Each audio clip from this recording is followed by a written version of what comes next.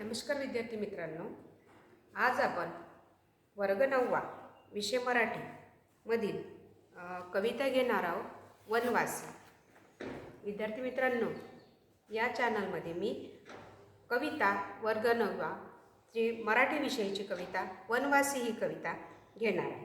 ही कविता तुकाराम धांडे यांनी लिहिलेली आहे. त्यांचा जन्म 1961 झाला. ते एक प्रसिद्ध कवी, विविध साहित्यिके, मासिके, दिवाळी अंकातून कथा व ललित लेखन, निसर्ग व माणूस हा त्यांचा लेखनाचा एक आवडता विषय होता. वाढीव हा कविता संग्रह त्यांचा प्रसिद्ध कविता संग्रह आहे तुकाराम धांडे यांचा. विद्यार्थी मित्रांनो, तुकाराम धांडे यांनी या कवितेमध्ये आपल्याला आदिवासी यांचे डोंगरदऱ्यातील जीवन, निसर्गाविषयीचे प्रेम व त्यांच्यातील अतूट नाते याचे वर्णन प्रस्तुत कवितेतून तुकाराम धांडे यांनी केलेले आहे. म्हणजे आदिवासी जे जनता होती ते डोंगरदऱ्यावर त्यांचं जीवन कसं राहते, ते निसर्गाशी कसे एकजूट असतात आणि निसर्गाविषयी आदिवासी जनतेचं कसं प्रेम असतं ते या कवितेमधून आपल्याला तुकाराम धांडे यांनी सांगितलं आहे. वाढीव ह्या कविता संग्रहातून हा प्रस्तुत कविता घेतलेली आहे. चला तर विद्यार्थी मित्रांनो, आपण वनवासी या कवितेचे वाचन करूया. आम्ही डोंगर राजाची पोरं कडसू आईची, आम्ही डोंगर राजाची पोरं कडसू आईची, आम्ही उघडी बोडकी बाळ परवरा माईची. होऊ हाताव भाकर वर भाजीला भोकर, होऊ हाताव भाकर वर भाजीला भोकर, खाऊ खडकावर बसून देऊ कुशीत ढेकर. खेळू टेकडी भवती पडू वाऱ्याच्या संगती, वर पांघरू आभाळ लोडू पृथ्वीवरती. आम्ही वाघाच्या लवणाची, आम्ही वाघाच्या लवणाचे, आम्ही वांदार नडीची, गाव पहाडा पल्ल्याड आम्ही उंबर माडीचे, गाव पहाडा पल्ल्याड आम्ही उंबर माडीचे. बसू सूर्याचा रुसून पाहू चंद्राक हसून, बोलू वाजती किड्यांशी नाचू घोंगडी घेऊन. डोई आभाड पेलीत चालू सिंहाच्या चालीत, डोई आभाड पेलीत चालू सिंहाच्या चालीत, हिंडू झाडाकड्यावरती बोलू पक्ष्याच्या बोलीत. आम्ही सश्याच्या वेगाने जाऊ डोंगर येंगून, हात लावून गगना येऊ चांदण्या घेऊन. आम्ही सश्याच्या वेगानं जाऊ डोंगर येंगून, हात लावून गगना येऊ चांदण्या घेऊन. विद्यार्थी मित्रांनो, वनवासी या कवितेचे मी वाचन केलेले आहे. या कवितेमध्ये आपल्याला आदिवासी जे लोक असतात आणि त्यांचे जे छोटे छोटे मुलं असतात ते कसे निसर्गाच्या सान्निध्यात राहतात आणि निसर्गाच्या सान्निध्यात राहून ते आपलं जीवन कसं व्यतीत करतात ते या वनवासी या कवितेमध्ये आपल्याला तुकाराम धांडेंनी या कवितेमध्ये सांगितले आहे. ते म्हणतात, आम्ही डोंगर राजाची पोरं कडसू आईची, आम्ही उघडे बोडकी बाळ परवरा माईची. आम्ही डोंगर राजाची मुलं आहे आणि कडसूचं जे शिखर आहे ते आम्हाला आई समान आहे.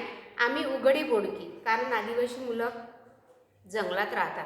जंगलात राहत असताना आम्ही उघडी बोडके म्हणजे जे काही वस्त्र वगैरे असतात ते आम्हाला नाही, आम्ही उघडी बोडके आहे. आणि आम्ही परवरा माईची म्हणजे परवरा जी नदी आहे त्या आम्हाला आई समान आहे. आणि आमचं जे काही पालन पोषण आहे ते डोंगर, कडसू आई आणि परवरा ही नदी, कडसूचं शिखर या डोंगर दऱ्यामध्ये आमचं जीवन आहे. आणि कडसू आईच्या शिखराची म्हणजे त्या ठिकाणी आम्ही राहतो. आणि परवराच्या जी नदी आहे त्या नदीच्या पाण्याचा आम्ही उपयोग घेतो, म्हणजे ते पाणी आम्ही पिण्यासाठी वापरतो. म्हणजे एकूण हे जे आदिवासी जनता आहे, हे आदिवासी जे लोक असतात जंगलामध्ये राहणारे, त्यांचं जीवन या ठिकाणी व्यतीत केलेलं आहे. म्हणजे ते कसे राहतात, तर आमचं जे घर कोणतं आहे तर आम्हाला राहायला घर नाही, आम्ही डोंगरामध्ये राहतो. त्याचप्रमाणे आम्ही कडसूआईचं जे काही शिखर आहे त्या शिखरामध्ये आमचे राहणं असतं. आणि आम्हाला जी नदी आहे परवरा त्या नदीने आमचं पालन पोषण केलेलं आहे. घेऊ हाताव भाकर वर भाजीला भोकर, खाऊ खडकावं बसून देऊ कुशीत ढेकर. आम्ही हातावर भाकर घेतो आणि कुशीत आम्ही खाऊन त्याला ढेकर देतो. आम्हाला काहीही ऐशो आरामाचे जे काही गोष्टी असतात, जे काही वस्तू असतात ते आम्ही उपयोग न घेता किंवा ते आमच्या नशिबी नाही आहे. आम्ही त्या ठिकाणी हातावर भाकर घेऊन आम्ही खुशीत, म्हणजे जे काही आमच्या वाट्याला जीवन आलं ते जीवन आम्ही खुशीत व्यतीत करतो. आम्हाला कोणत्याही प्रकारचं दुःख नाही. वेळप्रसंगी आम्ही हातावर भाकर घेऊन ती खुशीत आनंदात आम्ही खडकावर बसून आम्ही ते भाकर खातो. खेळू टेकडी भोवती पडू वाऱ्याच्या संगती, वर पांघरू आभाळ लोडू पृथ्वीवरती. आम्ही टेकडी भोवती खेळतो, वाऱ्यासोबत आम्ही फिरतो, वाऱ्यासोबत आम्ही बोलचाल करतो, वाऱ्यासोबत आम्ही खेळतो आणि वर पांघरू आभाळ लोडू पृथ्वीवरती. आम्ही पृथ्वीवर आम्हाला तुमच्यासारखे ऐशो आराम गालीचे झोपायला नाही. आम्ही पृथ्वीवर झोपतो आणि आमच्या अंगावर पांघरून म्हणजे काय तर वरचं आभाळ, म्हणजे एकूण निसर्गाच्या सान्निध्यामध्ये आमचं जीवन आहे. डोंगरामध्ये राहतो, पृथ्वीचा आम्ही उपयोग घेतो, त्याचप्रमाणे आम्ही या ठिकाणी वाऱ्याच्या सोबत राहतो आणि आमचं पांघरून काय आहे तर आमचं पांघरून आभाळ आहे. अशा प्रकारे आमचं जीवन या ठिकाणी आम्ही जगतो असं या ठिकाणी आदिवासींचे मुलं म्हणतात. तर आम्हाला झोपायला काय आहे तर आम्ही पृथ्वीवर झोपतो.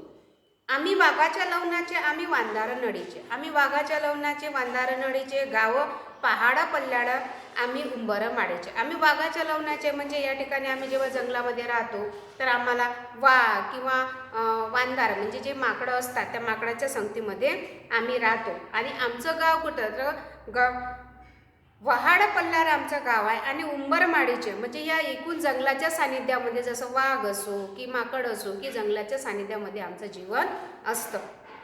बसू सूर्याचं रुसून पाहू चंद्राकसून, म्हणजे या ठिकाणी आदिवासी जनता जंगलात राहत असताना त्यांना जेव्हा प्रखर ऊन तापतं, जेव्हा सूर्य तापतं तेव्हा त्यांना सूर्य जेव्हा तापतं तेव्हा आम्ही रुसून बसतो, कारण एवढे प्रखर ऊन असते. त्या उन्हामध्ये खेळणं, बागणं, वावरणं, काम करणं आम्हाला थोडंसं त्रासदायक होतं. म्हणून आम्हाला ते सूर्याची ऊन आम्ही रुसून बसतो जेव्हा सूर्याची ऊन असते तेव्हा. पण जेव्हा चंद्र येतो तेव्हा आम्ही हसतो, कारण आम्हाला उन्हाचा जो तडाखा असतो तो कमी होतो. आम्ही चंद्र आल्यानंतर हसतो. बोलू वाजती किड्यांची, नाचू घोंगडी घेऊन.